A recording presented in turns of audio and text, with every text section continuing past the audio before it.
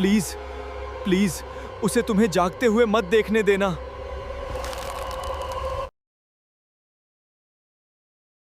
क्या आपको लगता है कि नींद की कमी से इंसान पागल हो सकता है?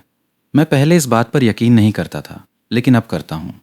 ये घटना 3 महीने पहले शुरू हुई।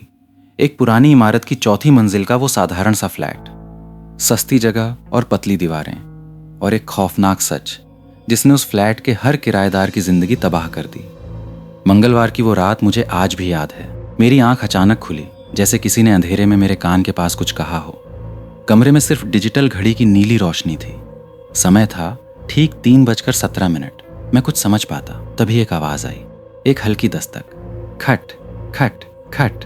आवाज सामने वाले दरवाजे या खिड़की से नहीं आ रही थी, वो फ्लैट के अंदर से थी। मैंने फोन की लाइट से पूरा घर देखा, लेकिन कुछ नहीं मिला। मैंने खुद को समझाया कि शायद ये पुरानी इमारत के पाइपों की आवाज है। लेकिन अगली रात ठीक 3:17 पर वो आवाज लौट आई। इस बार बेडरूम की दीवार से तेज दस्तक हुई और उसके बाद खरोंच की आवाज, जैसे कोई लकड़ी पर अपने नाखून घिस रहा हो। मैं डर के मारे हिल भी नहीं पाया। सुबह होने पर मैंने देखा कि मेरे बिस्तर के पास वाली दीवार पर 3 पतले निशान बने थे। इसके बाद ये हर रात का सिलसिला बन गया। ठीक 3:17, कदमों की आहट और दरवाजे के बाहर किसी के खड़े होने का खौफनाक एहसास। मेरी नींद पूरी तरह उड़ चुकी थी और आंखों के नीचे गहरे काले घेरे आ गए थे। फिर एक रात मैं खुद को रोक नहीं पाया। कदमों की आवाज सुनकर मैंने कमरे का दरवाजा खोल दिया।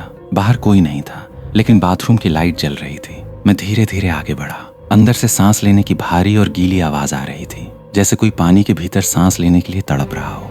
मैंने दरवाजा पूरा खोल दिया। अंदर सन्नाटा था। लाइट 2 बार झपकी, तभी मेरी नजर शीशे पर गई। किसी ने शीशे पर लिखा था, और वो भी अंदर की तरफ से, सोना मत। मैं इतना घबराया कि दीवार से टकरा गया और पूरी रात अपनी कार में गुजारी। सुबह मैंने मकान मालिक को फोन किया और पूछा कि क्या इस घर में पहले किसी की मौत हुई थी। फोन पर लंबी खामोशी छा गई। फिर उसने मुझसे सिर्फ एक सवाल पूछा, क्या मेरी भी आंख 3:17 पर खुलती है?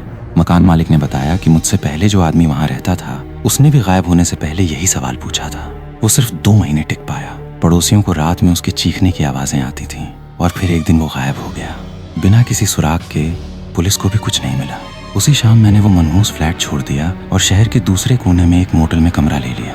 मुझे लगा मैं बच गया। उस रात मैं गहरी नींद में था, लेकिन फिर अचानक मेरी आंख खुली। कमरे में गुप्त अंधेरा था।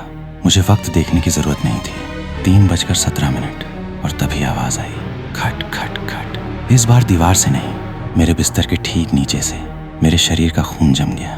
मैंने कांपते हुए नीचे झांका। तभी पलंग के नीचे से एक बेहद कमजोर और टूटी हुई आवाज आई, जो मुश्किल से इंसानी लग रही थी। प्लीज उसे तुम्हें जागते हुए मत देखने देना। बिस्तर के नीचे कोई चीज हिली और खरोंच की आवाज फिर से शुरू हो गई, बिल्कुल मेरे सिर के नीचे। और तब मुझे वो खौफनाक सच समझ आया। हर रात मेरे पास आने वाली वो चीज उस फ्लैट में नहीं थी, वो मेरे साथ वहां से आई थी।